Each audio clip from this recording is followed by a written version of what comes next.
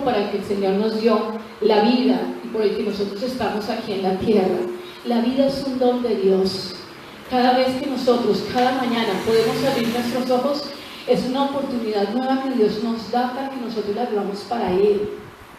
Para que Dios y el obrar del Espíritu de Dios lleguen hasta nuestro profundo de nuestro corazón y de nuestra mente, y el Espíritu de Dios, tomando esa palabra, empiece a colocar un depósito y a transformar nuestras vidas, porque eso es lo que Dios quiere.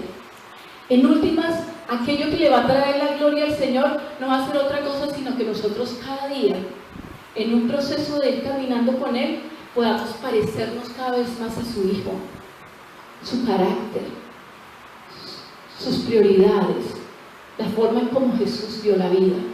De eso se trata el Evangelio. El Evangelio no se trata de logros, se trata de transformación de vida, de nuestras vidas. Entonces, ¿por qué lo he llamado la sinfonía de nuestra salvación? Porque en una sinfonía, en una canción, y aquí los músicos que son bien músicos lo saben, hay notas altas y hay notas bajas.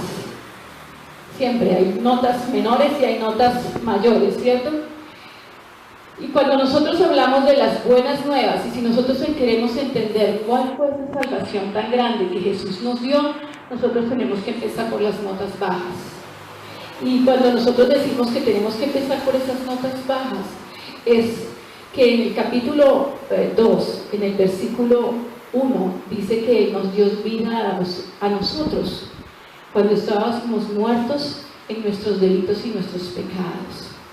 Esa es la nota baja con la que el Señor empieza la sinfonía de la salvación. Y Dios y Pablo fue inspirado por el Espíritu de Dios para que nosotros nos demos cuenta. Sí, nosotros ahora somos hijos de Dios y tenemos vida, porque dice Pablo, nosotros ahora vivimos. Pero lo que no quiere Pablo es que nosotros olvidemos de dónde nosotros hemos venido. Y nosotros hemos venido de muerte. Hemos venido de muerte a vida. Y es bien importante que nosotros podamos entender esto y jamás olvidarlo. El día que nosotros olvidemos el lugar de donde Dios nos sacó, ese día nosotros vamos a empezar a vivir de nuevo para nosotros mismos. Y es un peligro muy grande, y por eso es que Pablo coloca tanto énfasis diciendo, nosotros estamos ahora vivos por la gracia de Dios, pero no podemos darnos el lujo de olvidar de dónde venimos. Y de donde nosotros venimos es de muerte, porque nosotros estábamos muertos en nuestros delitos, estábamos sepultados en medio de todo nuestro pecado. Amén.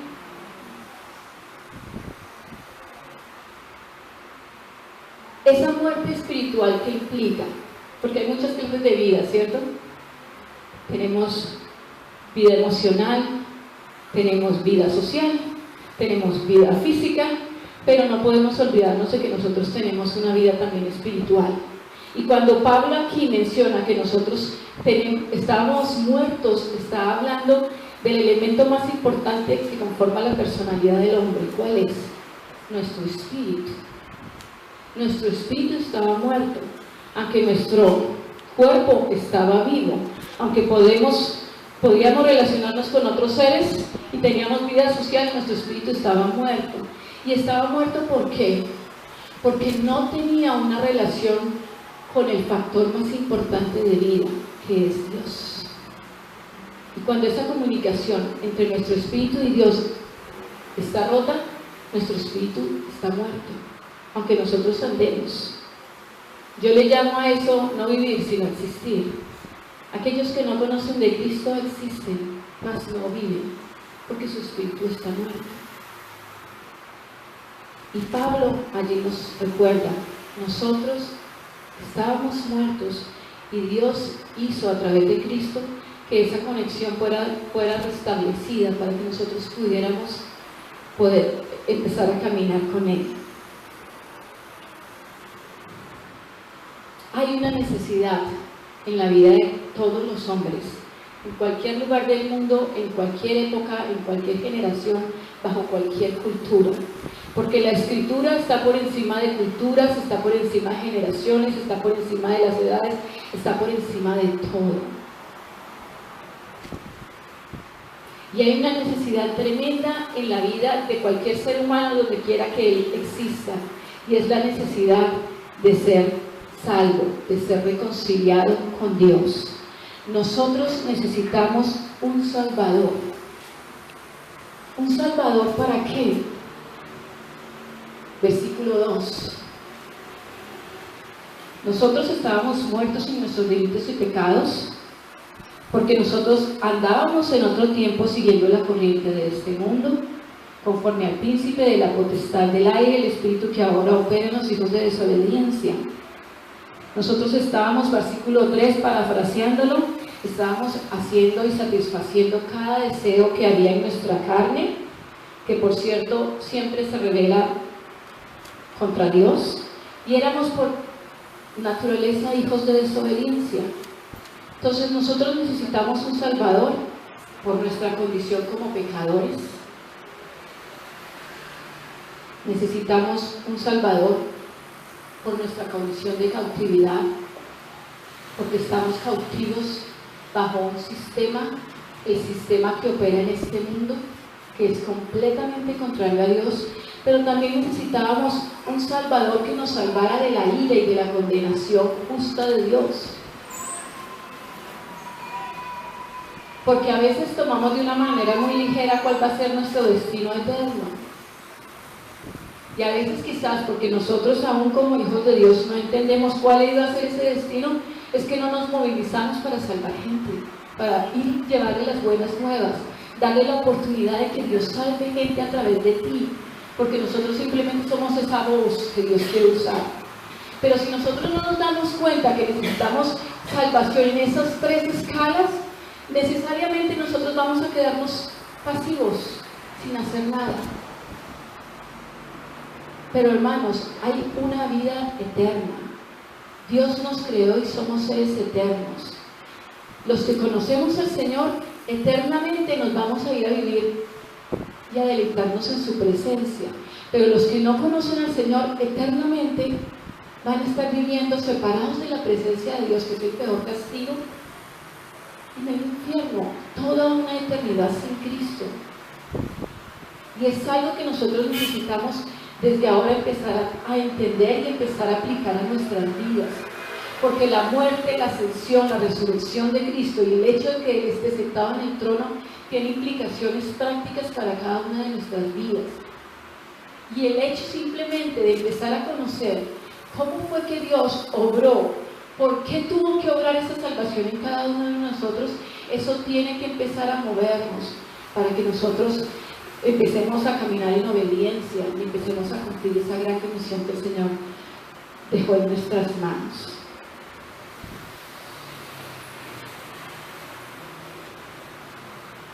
Estábamos muertos, dice Pablo. Y Pablo expone la condición del hombre sin Cristo como una condición de muerte. Nosotros no teníamos esperanza. Nosotros no teníamos poder para ayudarnos. Sin Cristo estábamos sin vida, sin esperanza, sin poder, sin luz, sin paz. No había absolutamente nada en ninguno de nosotros para que nosotros pudiésemos volver a la vida. Y allí, en medio de ese sepulcro, fue que Dios nos encontró. Yo no sé si a ustedes les gusta ver los noticieros. A mí, yo le hago mucho caso en esa parte a Billy Graham. Billy Graham dice: vive con la Biblia en una mano y con el periódico y las noticias en la siguiente. ¿Aló? Con el periódico y las noticias en el siguiente. ¿Por qué Billy Graham estaba diciendo eso? Por una razón sencilla. Cada vez que nosotros leemos y vemos en las... Cada vez que nosotros leemos y vemos en las noticias, ustedes pueden darse cuenta el resultado de la corrupción y de la muerte que hay en el hombre en cualquier parte del mundo. ¿Por qué nosotros nos podemos dar cuenta de esa corrupción? Ustedes lo ven en todas las esferas. Si unos nos están matando, se están robando, pero nos estamos haciendo permanentemente daño los unos a los otros.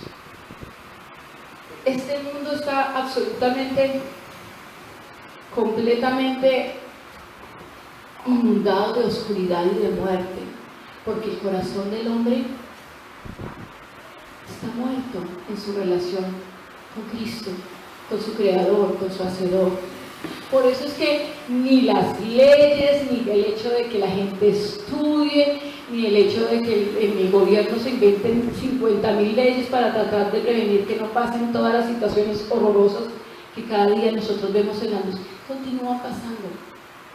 Porque ninguna de esas cosas podrá ser una herramienta que pueda arreglar el corazón del hombre. No hay otro remedio para la muerte del hombre, sino solamente el Cristo. No hay otro nombre en el que nosotros podamos ser salvos, sino solamente en Él, en Cristo.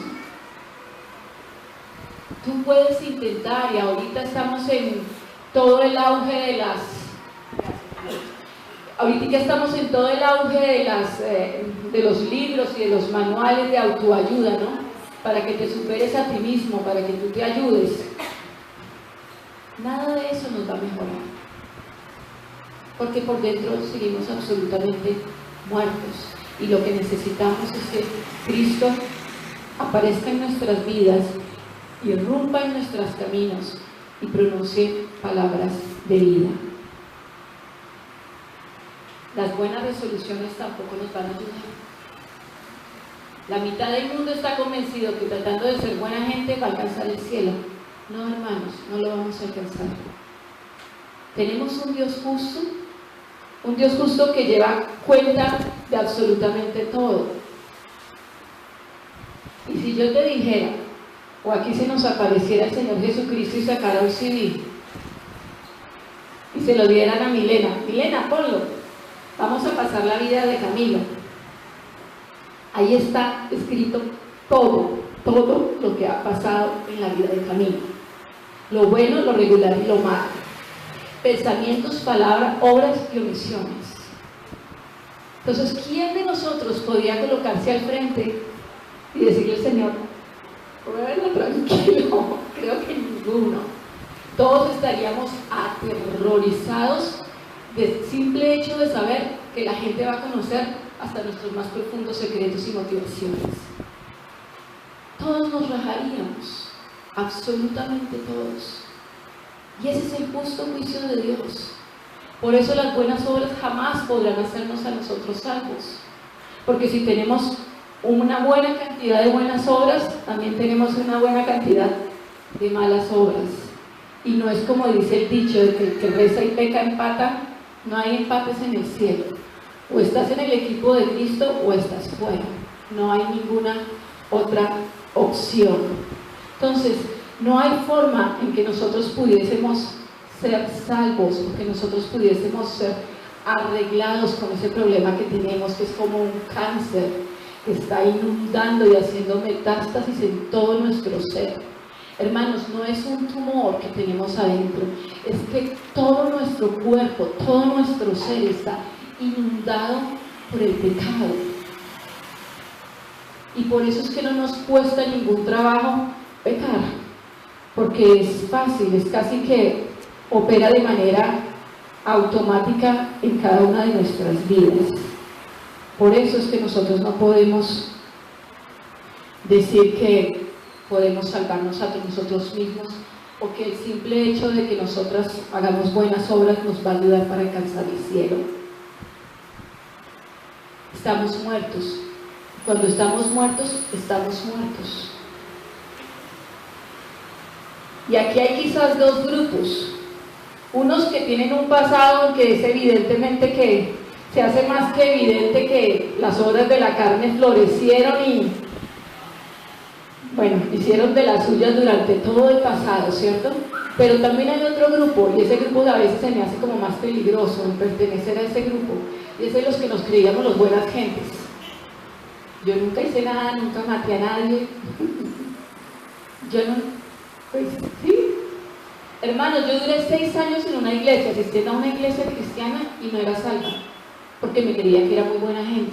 Ese es el grupo más peligroso, porque al menos los que la han embarrado y que han hecho muchas cosas malas y todo, se hace como evidente su pecado y dicen, no, sí, yo sí.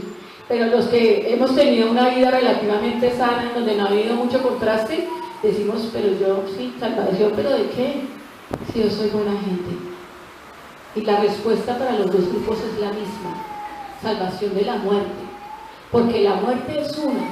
Quizás los grados de depravación cambien, hay gente que es más mala que otra, sí, pero que todos estamos muertos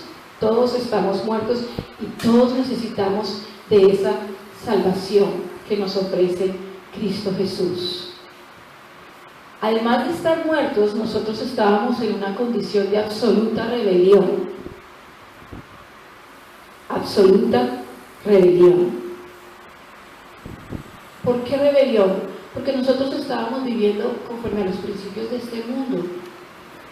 Lo que el mundo nos decía, lo que generalmente nos dice el mundo y lo que generalmente nos dice el enemigo de Dios, Satanás, es: no importa los medios, trata de lograr lo que quieres pasando por lo que sea, por encima de quien sea, haciendo lo que sea. Y estamos obrando mal. Y cada vez que nosotros pecamos, estamos traspasando los límites de la justicia de Dios. Es como si la justicia de Dios fuera una cerca. Y cada vez que nosotros pecamos, nosotros estamos pasando para el otro lado, alejándonos de Él. Por eso nosotros necesitamos salvación, por esa condición de rebelión, porque está pegada. La Escritura nos dice en Proverbios que el corazón desde la adolescencia está inclinado hacia el mal. Por eso, por esa condición que nosotros tenemos, es que nosotros necesitamos de esa salvación. Déjenme decirles en poquitas palabras. Es como si cuando Cristo vino a nuestras vidas, nos vio ahí, metidos entre el ataúd. Él nos estaba viendo ahí, metidos en el ataúd. Nosotros sin Cristo estábamos felices dando vueltas en el ataúd sin saber que estábamos metidos.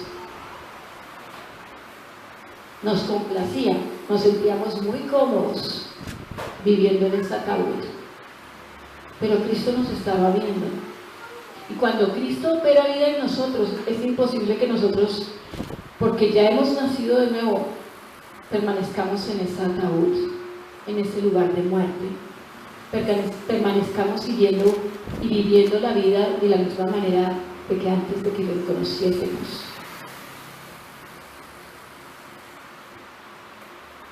Lo siguiente es, después de que estamos muertos, después de que Dios nos ve bien muerticos y ve que hay una condición de rebelión en donde por naturaleza nosotros no estamos buscando de Él, no estamos interesados en absoluto por Él, entonces se va a empezar o ya se ha iniciado ese proceso de reconciliación, porque ese es el proceso por el que el Señor quiere llevarnos. Ese proceso de reconciliación inicia con Dios. Versículo 4 dice: pero Dios, que es rico en misericordia por su gran amor porque nos amó, aún estando nosotros muertos en nuestros delitos y pecados, nos dio vida juntamente con Cristo. Entonces el proceso de nuestra salvación se inicia y encuentra su raíz en una sola persona, no en nosotros. A veces cuando nosotros damos el testimonio decimos: no, es que cuando yo encontré al Señor. Hermanos, nosotros no encontramos al Señor, nosotros estábamos muertos, metidos como en un ataúd. De ahí el muerto no se puede parar a nuestra vez algo a buscar a ver dónde es que está Cristo. No estamos ahí no podemos, en esa condición nosotros no podemos, pero en esa condición es cuando viene Cristo, cuando estamos muertos en nuestros pecados. ¿Y por qué razón? ¿Por qué razón? Es fácil, el versículo 4, hermanos, memorícenselo. Ese versículo es precioso. pero Dios, que es rico en misericordia por su gran amor con que nos amó. Esas son las dos razones por las cuales Cristo vino, se acercó a nosotros, salió a nuestro encuentro, nos encontró muertos y nos dio vida, por la riqueza de su misericordia. Nosotros no merecíamos nada, lo único que merecíamos era ira y condenación de parte de Él.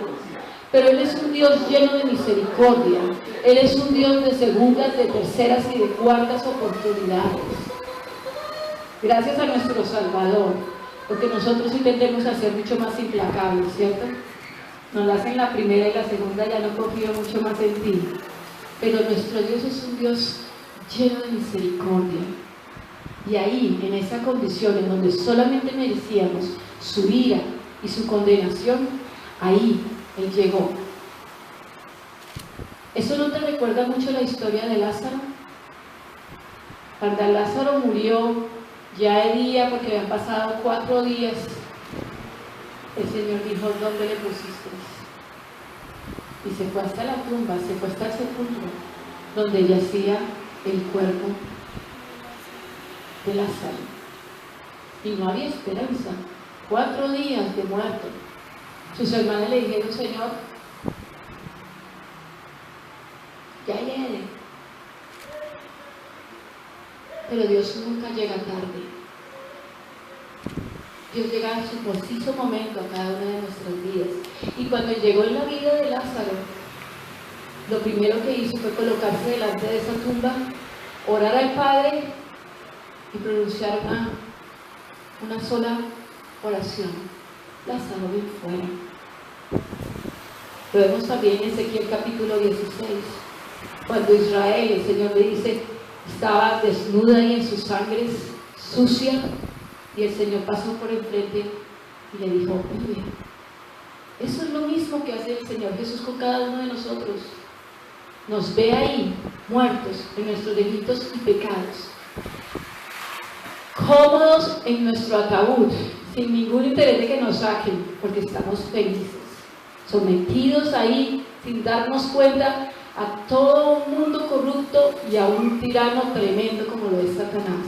Pero estamos ahí cómodos, nos sentimos contentos, porque estamos ciegos, porque nuestro espíritu está muerto y no puede concebir, no puede entender que está muerto. Nosotros solamente podemos entender que estamos muertos cuando el Señor nos da vida. Antes no. Pero ahí en ese momento es cuando llega Jesús, como cuando llegó en Lázaro y dijo: vive, Lázaro, ven fuera, vive. Y Lázaro se levantó y vino a él. Y es lo que Dios hace con cada uno de nosotros. Ninguno de los que estamos acá, ni ninguno de los que ha llegado a los pies de Cristo, puede decir que no escucha su voz. Porque Él pasó por el frente de cada uno de nosotros, usando las circunstancias en las que nosotros estábamos, y nos llamó, y nos dio vida, y sopló de nuevo, para que nosotros y nuestro espíritu de nuevo tuviera una vida nueva, que es Cristo. Qué contraste, ¿cierto, hermanos? Ahora, yo quiero que miremos, porque el versículo 6 nos da un contraste muy claramente de lo que, como nosotros estábamos antes y lo que ahora nosotros tenemos en Cristo. Versículo 6 dice: y juntamente con Él nos resucitó, y asimismo nos hizo sentar en los lugares celestiales con Cristo Jesús. Sin Cristo nosotros estábamos muertos en un ataúd. Con Cristo nosotros estamos resucitados, sentados a la diestra del Padre. ¿Qué diferencia? Y es solamente por la gracia de nuestro Señor Jesucristo. Sin Cristo nosotros éramos hijos, dice acá, por naturaleza, hijos de ira. Porque cuando el Padre nos miraba, lo único que podía ver era que todo nuestro pecado, ese pecado estaba enfrente de nosotros. Pero ahora nosotros que estamos en Cristo, ¿Dios a quién mira? Hace 8 días lo vimos. Cuando el Padre ve a un hijo de Dios, está viendo ¿a quién? A Cristo. Ya no somos hijos de ira, sino que el Padre mira a su Hijo y en su Hijo nos ve a nosotros y dice: ese es mi Hijo amado, en quien yo me complazco. Los contrastes, cuando estábamos sin vida y ahora que tenemos nueva vida en Cristo Jesús. Versículo 8: porque por gracia sois salvos por medio de la fe, y esto no de vosotros, pues es don de Dios, no por obras, para que nadie se gloríe. Hermanos, en todo el proceso de nuestra reconciliación con el Señor aparece la palabra central de las buenas nuevas, y es gracia. Nosotros somos salvos por gracia, no por obras. No somos gracias, salvo mitad y mitad. Dios me dio la gracia, pero yo me tengo que portar bien para ser salvo. Una doctrina muy equivocada, de mucho error, porque nosotros somos salvos por gracia, punto aparte. Somos salvos porque Dios decidió darnos vida. No hubo absolutamente nada. Nosotros no pusimos un penique para ser salvos. Fue Dios quien hizo absolutamente todo. Y aquellos que todavía nos cuesta trabajo entender lo que es el Evangelio y las buenas nuevas de la salvación, nosotros tenemos que entender que si fuera miti, ¿sabe qué hubiera pasado? Cristo no hubiera tenido que venir. Muchas veces celebramos y el mundo celebra 24 tras 24 de diciembre el nacimiento del Señor, la Navidad. Pero muy pocas veces nosotros nos sentamos a reflexionar cuál fue ese milagro, por qué ese niño tuvo que hacerse carne, por qué ese niño tuvo que nacer en un pesebre, por qué ese niño que estaba divinamente, porque Jesús en el cielo, el Hijo de Dios, el unigénito del Padre, estaba en el cielo, sentado, coronado de gloria, huestes y millares y centenas de ángeles le estaban adorando. Él estaba en la gloria. Si hubiera otra forma en la cual los hombres pudieran ser salvos, ¿para qué Él iba a tomarse el trabajo de venir, de descender del cielo? Y déjenme decirles, Él no descendió del cielo de estar en su gloria, gozando de todos los atributos de su divinidad, recibiendo alabanza desde la eternidad. Él no descendió de ese sitio tan hermoso que nosotros nunca podremos ni siquiera tratar de concebir o imaginarnos, para venir a este mundo tan absolutamente oscuro, tan absolutamente contrario a lo que es su naturaleza.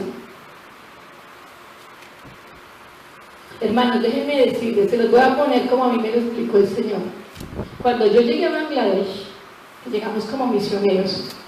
Durante muchos años yo había orado con mi esposo, nos habíamos preparado con nuestros hijos para llegar a Bangladesh, una nación que queda al lado de la India, musulmana en el 87%, el otro 12% son hindúes, adoradores de miles de dioses, y una muy pequeña porción budistas y una casi diminuta porción cristianos. Y cuando yo llegué allá, y créanme, habíamos orado como por 7 u 8 años y nos habíamos preparado lo más que podía. Yo dije, allá hoy, Señor, voy a cambiar el mundo. Yo iba feliz con mi llamada. ¿Y saben qué? El Señor me estaba esperando en el aeropuerto para decirme: primero necesito trabajar contigo. Cuando yo llegué y las puertas del aeropuerto de Dhaka se abrieron, yo quise hacer lo que mis hijos me dijeron: mami, por favor, devolvámonos. Yo me acuerdo que mis hijos bueno, en ese entonces, porque ya reformaron el aeropuerto de Dhaka, en ese entonces era una reja, y Bangladesh es un país superpoblado, el cuarto país más pobre de la tierra, entonces hay muchísima necesidad. Y yo recuerdo que cuando abrieron las puertas del aeropuerto, En esa cerca, porque era la carretera y el frente era la cerca, había, yo le calculo que por lo menos unas 5.000. Yo recuerdo que yo salí de ese aeropuerto como pudimos y todo eso en medio de la multitud, y yo recuerdo que esa primera noche yo lloraba y yo le decía, Señor, ¿qué es esto? Esto es como otro mundo. Sí, en Colombia yo creía que éramos pobres, pero somos millonarios comparados con este país. Las condiciones son tremendas en ese país. Casi que tú pierdes la esperanza, porque ¿sabes qué? La forma, por ejemplo, como hacen los edificios, allá no traen las retroexcavadoras para abrir los huecos. Allá son mujeres con sus bebés colgados en la espalda con una sábana, que están con una pala y con canastas rompiendo la greda y sacando en las canastas sobre su cabeza toda la cantidad de tierra para que el hueco, el edificio vaya dándose. Entonces tú empiezas, estos primeros días para mí fueron como un choque tremendo, y yo lloraba y en la noche le decía, Señor, Señor, yo solamente quiero como salir corriendo de acá. Y para mí era fuerte, fue muy fuerte esos primeros días. Pero un día entrando en la presencia del Señor, el Señor es muy lindo, y mi esposo también. Mi esposo me dijo, Connie, lucha del lado de Dios. No mires lo que están viendo tus ojos, mira lo que está viendo Dios, colócate del lado de Dios, y tú vas a ver que el día que nosotros tengamos que salir de ese país vas a llorar. Y dicho y hecho. Pero ese día, cuando estaba buscando al Señor en un tiempo de alabanza y de adoración, yo me puse a llorar, y yo fui sincera con el Señor. Yo le dije, Señor, ¿qué me trajiste a este país? Es un país que no tiene luna de miel, porque hay países en diferentes partes del mundo que cuando tú llegas todo es bonito, te vas de turismo, miras los monumentos. En Bangladesh no hay nada de eso. Por donde tú miras la opresión, miras la pobreza, miras lo difícil que la gente vive, te quedas como casi sin esperanzas. Y en medio de ese proceso te dije, Señor, ¿por qué me trajiste acá? Te equivocaste, Señor. Y fue claro, porque el Señor me llevó a Romanos y me dijo, tanto fue el amor el que yo te amé, Connie, que yo mandé a mi hijo. Estaba en el cielo. Yo estaba viviendo en Colombia, mi hijo estaba viviendo arriba en el cielo, rodeado de toda la gloria, de toda la honra, de toda la alabanza. Pero él descendió a vivir en un mundo tan oscuro. ¿Sabes por quién? Por ti. Lo único que yo te pido es que tú lo ames como yo te he amado a ti. Y ese día yo le dije al Señor, perdóname, me avergüenza mi pecado, me avergüenza mi propia carne, me avergüenza mi propio corazón, porque esa es la riqueza de la misericordia de Dios y el gran amor con el que Dios nos amó. Nosotros solamente podemos ser salvos por gracia. No hay otra cosa que nosotros podamos hacer. Él nos ama y Él estuvo dispuesto a darlo todo, dejó todo. Juan 3:16 dice, de tal manera amó Dios al mundo que envió a su Hijo unigénito para que todo aquel que en Él cree no se pierda, sino que tenga vida eterna. Nosotros con esta mente y este corazón tan limitado no podemos ni siquiera palpar ni una milésima de lo que es el amor de Dios. Él lo dejó todo para poder caminar en esta tierra. Muchas veces en los evangelios se nos menciona que Él decía, ¿hasta cuándo? ¿Hasta cuándo, Padre? Tengo que permanecer acá. ¿Ustedes creen que fue fácil para Cristo caminar 33 años en medio de la hediondez que la muerte produce en la raza humana? No lo fue.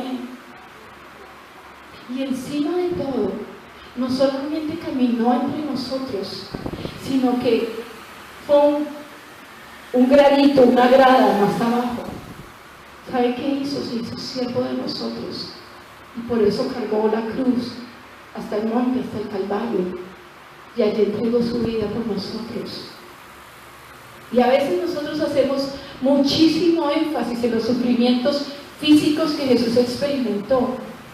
Sí, fue torturado de la manera más cruel y más violenta. Es la muerte más cruel que ha existido en toda la historia de la raza humana. Pero no solamente su cuerpo recibió el juicio por nuestro pecado, pero su alma también. Él quedó absolutamente solo. Sus amigos lo dejaron. Los que entre comillas decían yo creo en ti, dijeron nos salió, el paquete nos salió chileno. No sé si conocen esa expresión.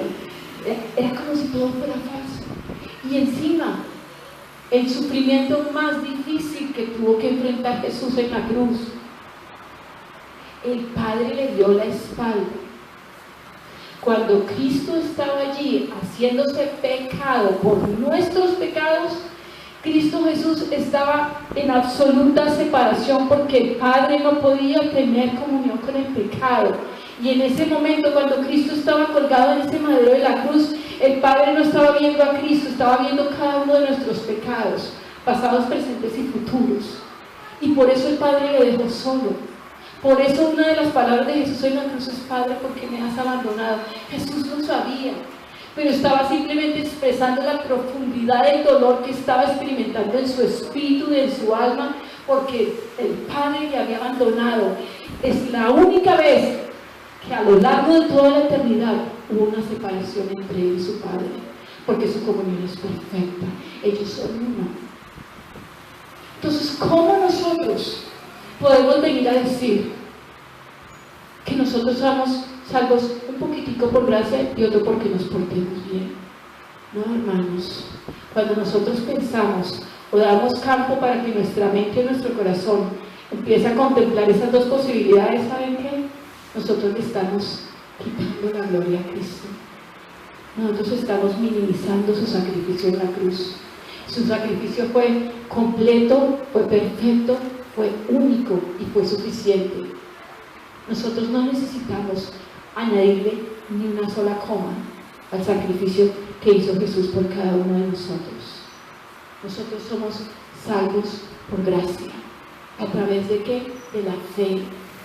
Cuando nosotros escuchamos esas buenas nuevas de que Jesús dejó el cielo para venir aquí a la tierra, se hizo hombre por amor a nosotros y sufrió toda clase de vituperios y de maltratos y fue sacrificado en esa cruz de la manera más violenta y murió por nuestros pecados.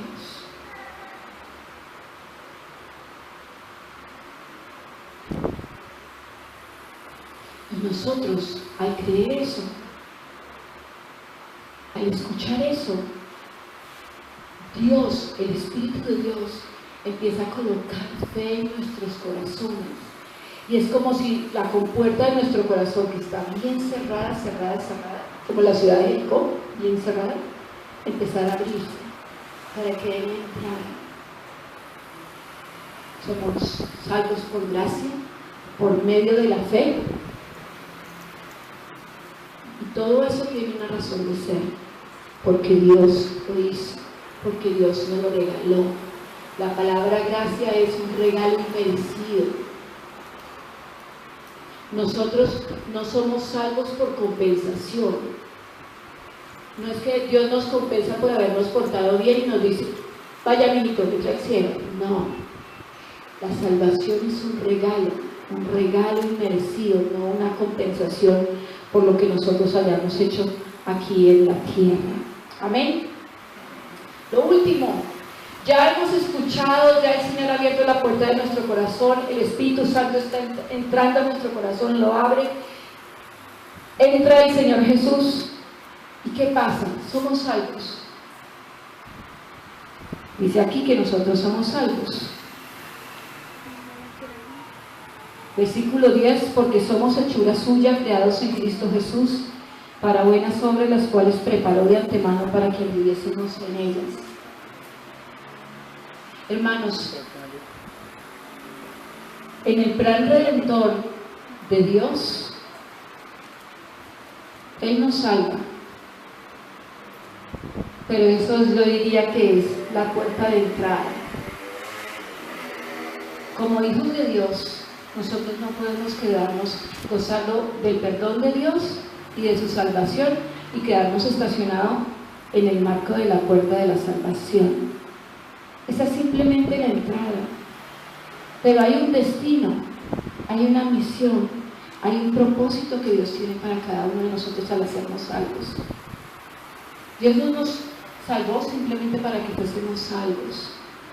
Dios nos salvó para que nosotros pudiéramos disfrutar de las riquezas de su misericordia, de la hermosura de su gracia, para que nosotros empezáramos a caminar y establecer toda una jornada cogidos de la mano con Él. Y en la medida en que nosotros nos empezamos a volver amigos de Dios, Dios empieza a transformar nuestra mente, Dios empieza a transformar nuestro corazón. Es la regeneración de la que hablan las Escrituras. El Espíritu de Dios viene y empieza a quitar lo feo y a poner lo que es de Cristo. Y nosotros tenemos que continuar caminando ese camino. Es el amor de Dios en últimas quien nos transforma. Es su amor. Dice aquí que somos hechura suya. ¿Sabe qué dice la versión en inglés? Que nosotros somos una obra manual, una obra de arte hecha por su mano, como una manualidad. Y es que somos eso. La Biblia en muchas otras porciones dice que nosotros somos como el barro y el Señor es el alfarero. Él nos coloca sobre esa rueda y empieza a darnos forma. Y si no le gusta, otra vez echa un poquitico de agüita, vuelve a comprimir el barro hasta que empecemos a despertar a la semejanza de su Hijo. Esa es una de las oraciones más hermosas que yo encuentro en el libro de los Salmos. Cuando David, alabando al Señor, le dice: Señor, yo no daré sueño a mis ojos, ni a mis párpados adormecimiento, hasta que yo encuentre un lugar para ti, y hasta que yo no despierte en semejanza a ti, porque sé que eso es lo que realmente te complace. Entonces, hermanos, no nos quedemos simplemente en la puerta de la salvación. Ya tenemos muy claro por qué somos salvos, y es todo por la obra, por la iniciativa. Todo lo hizo Cristo por nosotros. A nosotros lo único que nos toca es recibir ese regalo, recibirlo con gratitud, empezar a disfrutarlo y llevarlo a otros que lo necesitan con urgencia, aunque no se dan cuenta porque están comoditos metidos en su ataúd. Conclusión, hermanos.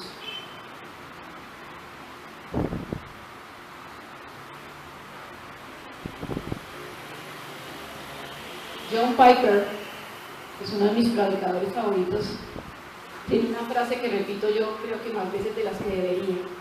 Él dice: cada día nosotros tenemos que predicarnos el Evangelio a nosotros mismos. Cada día nosotros tenemos que recordar de dónde vinimos. ¿Saben por qué? Porque necesitamos tener compasión para los que están muertos. Nosotros no podemos olvidar que nosotros también estuvimos metidos en esa ataúd.